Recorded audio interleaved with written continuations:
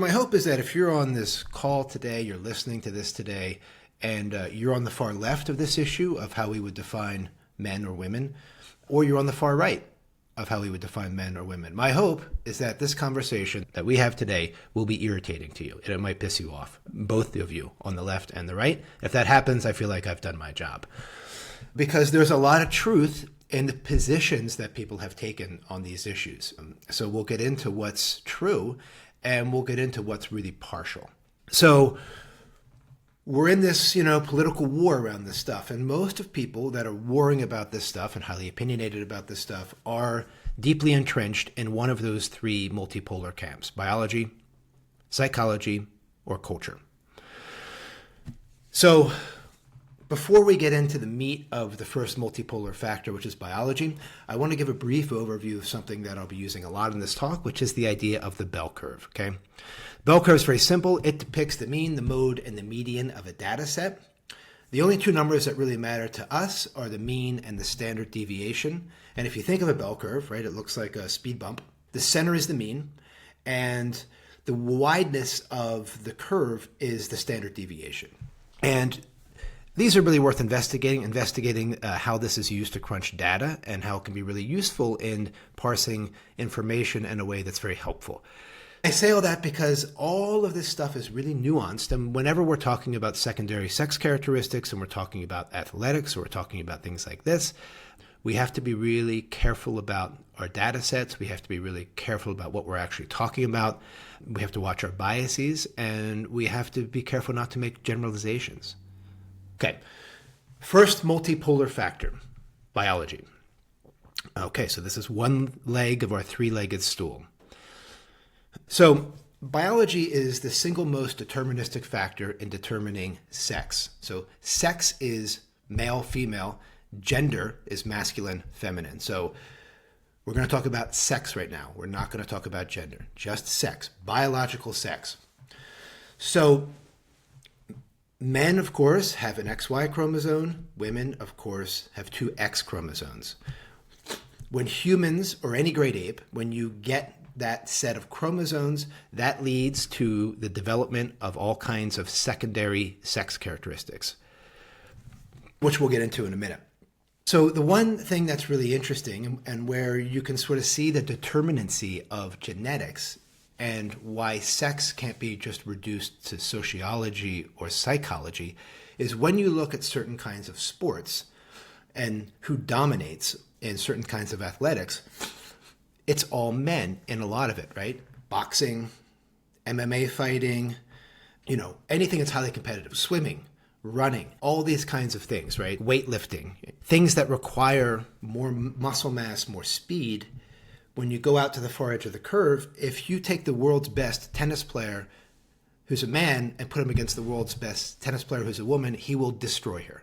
Absolutely destroy her. It won't even be a competition.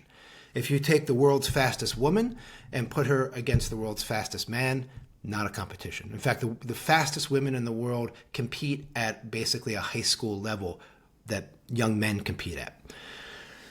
This isn't patriarchy. This isn't bias. This isn't sexism, right? This is biological reality because these secondary sex characteristics, when we go out to the far end of the bell curve, create extreme differences in in sex, right?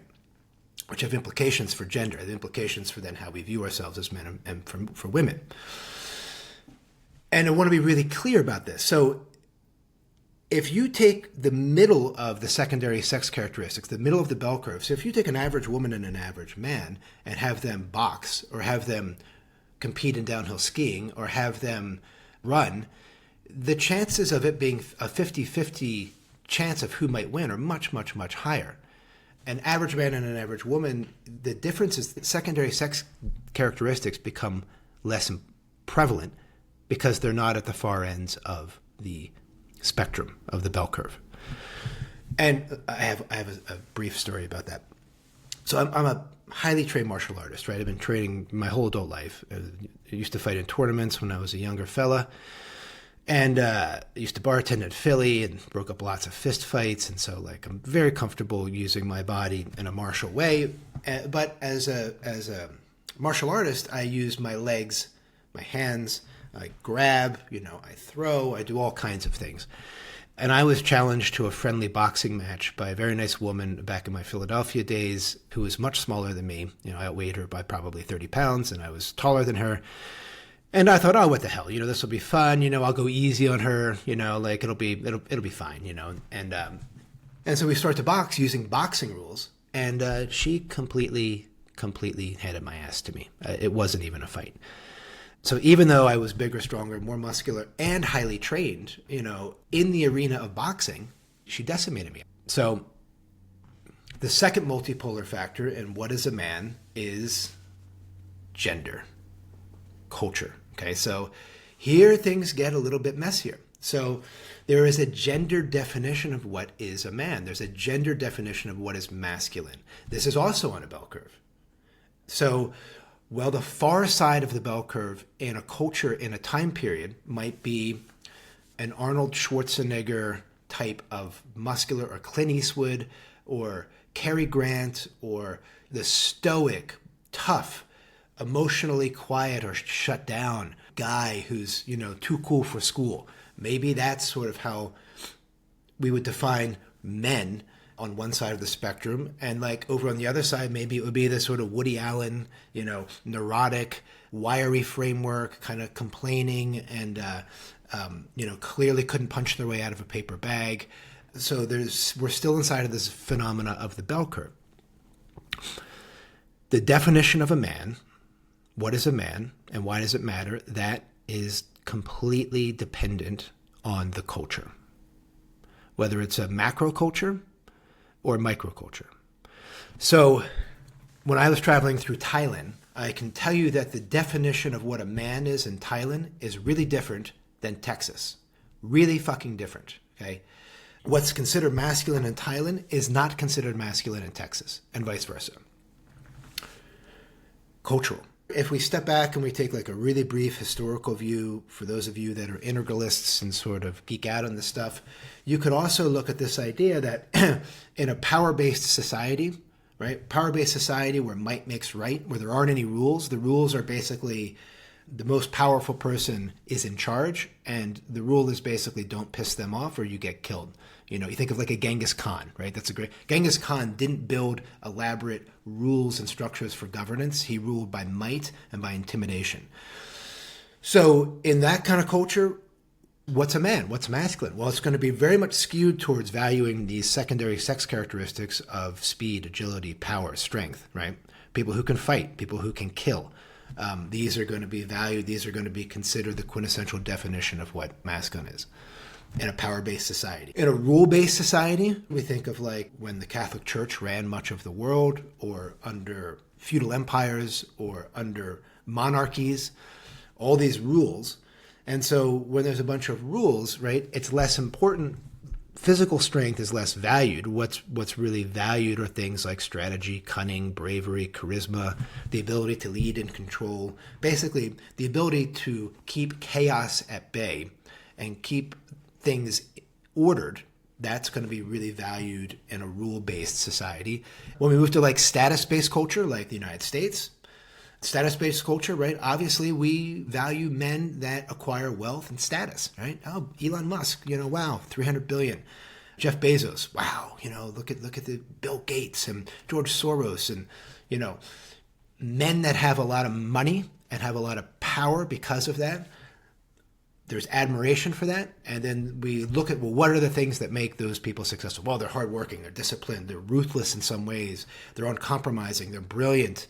And so these psycho-emotional traits become something that helps to define what a man is in a culture that is status-based.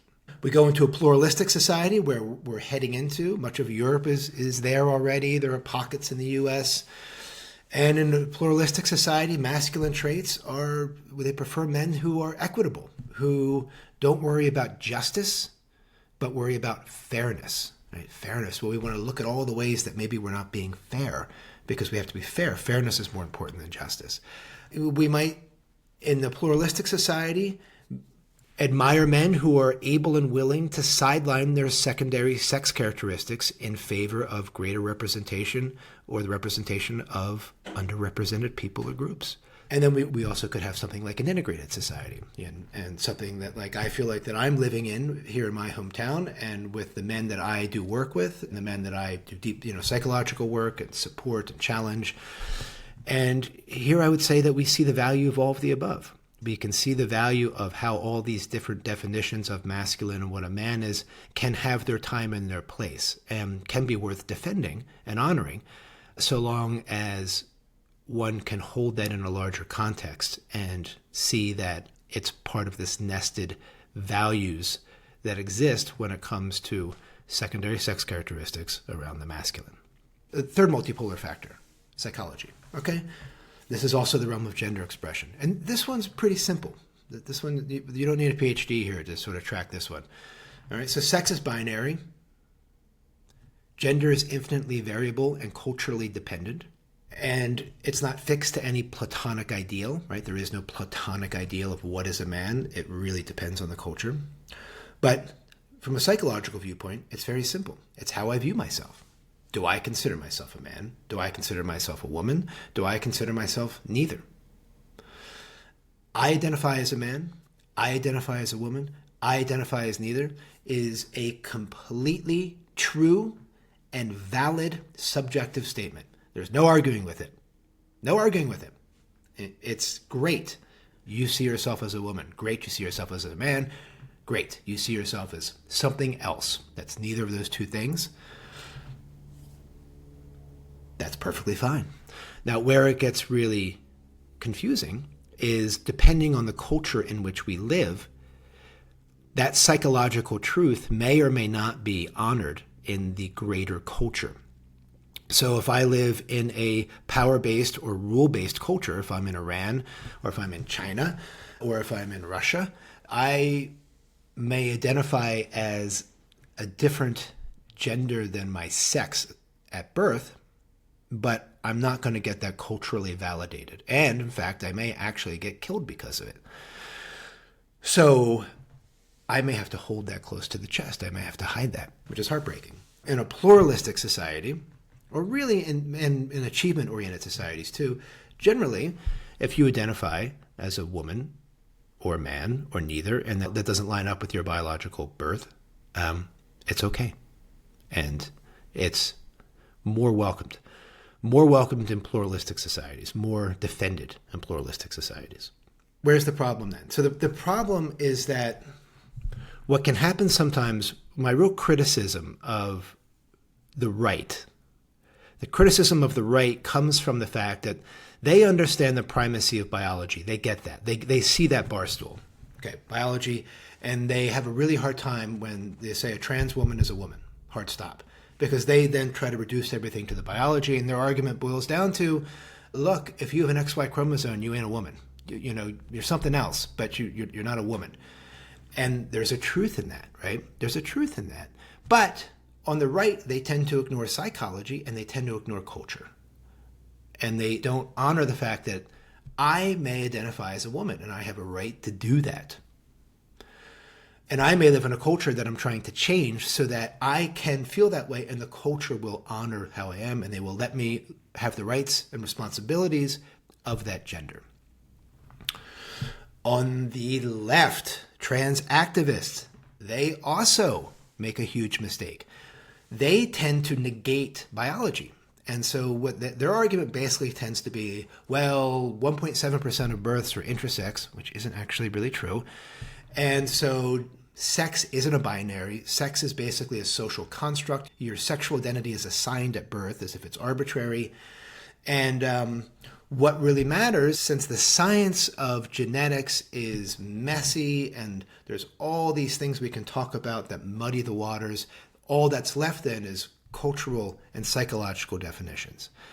And this is a very sloppy, unscientific argument. And so when they do this, what do we have? We have all of the shit that we have to deal with, all of the vitriol and the hatred and the projection, and trying to ban this and ban that, and red states are passing laws that are really problematic. They're trying to prevent the culture from acknowledging trans people's right to self-identify.